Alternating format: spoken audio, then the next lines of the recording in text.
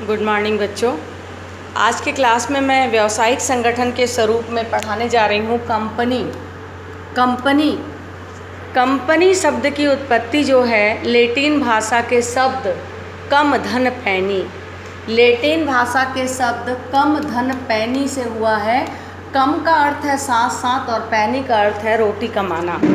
वास्तव में कंपनी शब्द की उत्पत्ति जो है लैटिन भाषा के शब्द कम धन पैनी से हुआ है।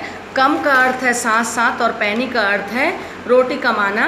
इस तरीके से कंपनी का शाब्दिक अर्थ होता है साथ साथ मिलजुल कर रोटी कमाना। प्रारंभ में क्या होता था कि कंपनी से तात्पर्य ऐसे व्यक्तियों के संघ से था जो अपने व्यवसाय को करते करते बात करते थे आपस में और एक साथ मिलजुल कर रोटी खाते थे। तो इसीलिए वहाँ उसी समय से इसकी उत्पत्ति हुई है कि मिलजुल कर साथ साथ रोटी कमाना, तो उसे ही हम कहेंगे कंपनी। लेकिन हम सही तरीके से यदि इसका आशय पढ़ें तो वास्तव में जो कंपनी है वो ऐसे व्यापारिक संगठन है जिसका निर्माण कुछ व्यक्ति अपनी इच्छा से बड़े व्यापार के संचालन के लिए हस्तांतरणीय अंशों द्वारा पूंजी एकत्रित करते हैं।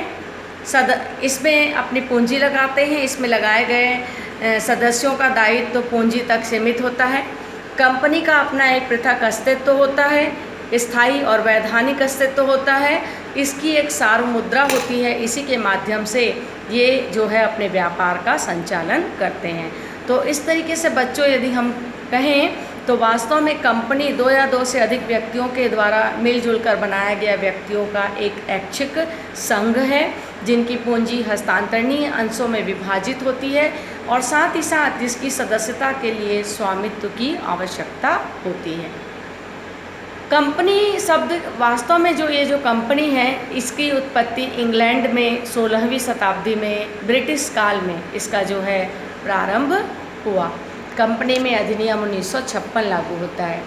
कंपनी की अपनी कुछ विशेषताएं हैं, जैसे कि पहला है कृत्रिम व्यक्ति, एन आर्टिफिशियल पर्सन। वास्तव में कंपनी विधान द्वारा निर्मित एक कृत्रिम व्यक्ति है। कृत्रिम मतलब आर्टिफिशियल, जिसमें हाड़ मांस नहीं है लेकिन फिर भी यह एक जीवित व्यक्ति की तरह कार्य करता है। किसी से भी अनुबंध करता है, किसी से भी वह अपने व्यापार के लिए संपत्ति खरीद सकता है और साथ ही साथ वह सामान्य व्यक्ति की तरह क्रय विक्रय कर सकता है और अपने अधिकारों के लिए अनुबंध कर सकता है और वाद भी प्रस्तुत कर सकता है। वास्तव में इसको हर प्रकार का अधिकार प्राप्त है और ये अपना संपूर्ण कार्य सार्वमुद्रा के माध्यम से संपन्न करता है, मतलब एक कॉमन सेल होती है। तो इस तरीके से जैसे कि भारत माता को किसी ने नहीं देखा है लेकिन फिर भी लोग उसके अस्तित्व को स्वीकार करते हैं, तो इस तरीके से कंपनी भी विधान द्वारा निर्मित एक कृत्रिम व्यक्ति है। दूसरा है सीमित दायित्व, लिमिटेड लायबिलिटीज़।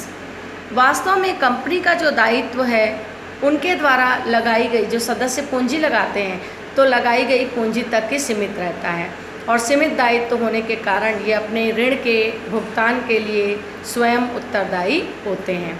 अगला है पृथक वैधानिक अस्तित्व, सेपरेट लीगल। यहाँ पे होता है इनका जो अस्तित्व होता है, कंपनी का अस्तित्व कंपनी के अंशधारियों से बिल्कुल पृथक होता है।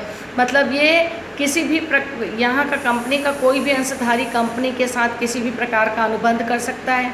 कंपनी की अपनी स्वयं की संपत्ति होती है, उस संपत्ति पर और किसी का अधिकार नहीं होता। कंपनी ऐसे समस्त कार्य कर सकती है जो कि एक सामान्य प्राकृतिक व्यक्ति अपने निजी व्यापार के संबंध में करता है। तो इस तरीके से कंपनी का अस्तित्व कंपनी का जो है एक पृथक वैधानिक अस्तित्व होता है। किसी के आने या जाने से कंपनी को किसी भी प्रकार से कोई फर्क नहीं पड़ता। वास्तव में कंपनी जो है एक प्लेटफॉर्म के समान है जहाँ पे रेलगाड़ियों का आना जाना चलता रहता है, या कंपनी एक सराय खाना के समान है जहाँ पे मुसाफिरों का आना जाना चलता रहता है। अगला है स्थायी उत्तराधिकार। कंपनी का अस्तित्व स्थायी होता है। कंपनी के विधान, चूँकि कंपनी विधान द्वारा निर्मित एक कृत्रिम व्यक्ति होती है तो इस कारण स्वाभाविक मृत्यु का प्रश्न ही नहीं उठता है। ये शताब्दियों तक, ये हमेशा मतलब शताब्दियों तक यह जीवित रहता है। साझेदारी में किसी भी साझेदार की मृत्यु होने, किसी के पागल होने, किसी के आने या जाने से कंपनी को कोई फर्क नहीं होता। लाभ के लिए ऐच्छिक संघ। वास्तव में कंपनी विधान द्वारा निर्मित एक कृत्रिम व्यक्ति तो है, लेकिन वास्तव में कंपनी का निर्माण लाभ कमाने के उद्देश्य से किया जाता है। कंपनी जो भी लाभ अर्जित करती है उस लाभ को लाभांश के रूप में अंशधारियों को वितरित करती है। अगला है प्रजातांत्रिक प्रबंध। कंपनी के अनेक अंशधारी होते हैं और यही कारण है कि यहाँ पे प्रजातांत्रिक अर्थव्यवस्था होती है। मतलब इनका एक संचालक मंडल होता है जिसमें चुनाव होता है, कोई अध्यक्ष, कोई उपाध्यक्ष, कोई कोषाध्यक्ष, कोई सचिव, इस प्रकार से होते हैं। और वास्तव में कंपनी के प्रबंध को सुचारू रूप से चलाने के लिए कंपनी के अंशधारियों की साधारण सभा में संचालक मंडल का चुनाव किया जाता है। अंशों का हस्तांतरण। कंपनी के जो अंश खरीदते हैं उसको हम अंशधारी बोलते हैं। तो जो अंशधारी होते हैं वो स्वेच्छा से किसी को भी अपने अंशों का हस्तांतरण कर सकते हैं। ठीक उसी प्रकार से सार्वमुद्रा। कंपनी का अपना एक पृथक सिल होता है, कॉमन सिल होता है, जैसे महावीर जैन विद्यालय का सिल, जो भी कागज़ बाहर जाते हैं उस पर वो मुद्रांकन किया जाता है, उसके बिना उसका कोई अस्तित्व नहीं है। तो वैसे ही इसका जितने भी बिल बाहर जाते हैं, वाउचर्स बाहर जाते हैं, उस पर कंपनी की सार्वमुद्रा होती है। यह सील कंपनी के हस्ताक्षर का कार्य करती है।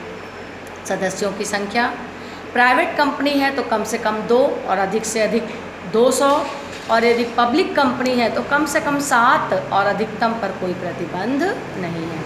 विधान द्वारा अंत। कंपनी का प्रारंभ भी विधान द्वारा होता है और अंत भी विधान द्वारा होता है। Thank you.